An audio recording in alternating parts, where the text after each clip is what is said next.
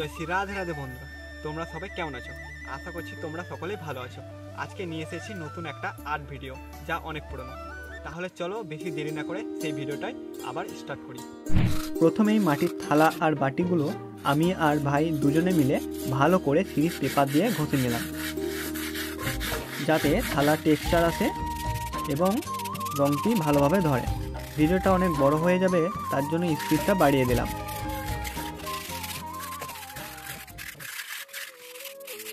তো থালাগুলো সব ঘষাঘষি কমপ্লিট করা হয়ে গেল। এরপর থালা বাটিগুলো ভালো করে ধুয়ে নিলাম।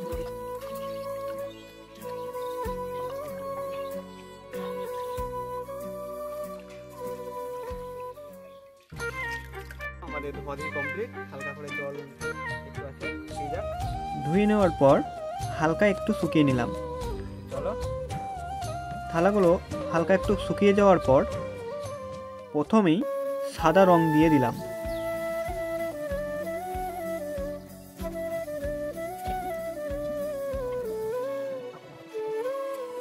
আবার এর উপর খয়েরি আর কালো মিশিয়ে করলাম।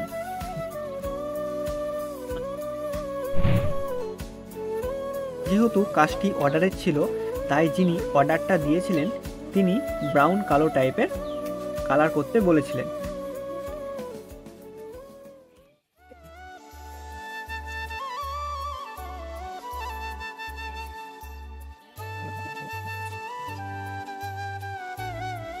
সব থালাবাটিগুলো কমপ্লিট হওয়ার পর একটা বোনাসে দিয়ে সে কি বলছে শোনো তোমরা। ঠিক আছে, কথা কিন বল।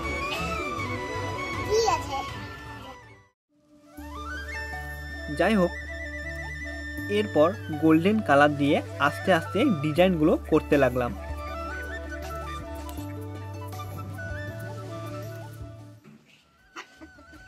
আর কাজটি অন্নপ্রাশনের জন্য ছিল, তাই যিনি অর্ডার দিয়েছিলেন তিনি একটি নাম দিয়েছিলেন আর বলেছিলেন এরকম ডিজাইন করতে। তাই আমি বলেছিলাম নিজের মনের মতো করে কাজটি করতে পারি কি। তিনি সহমত দিয়েছিলেন। ওনার ব্যবহারটাও খুব ভালো ছিল।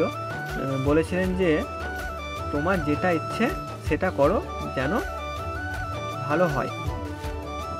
তাই আমি নিজের মনের মতো ডিজাইনগুলো অনেকটা চেঞ্জ করে নিয়েছিলাম।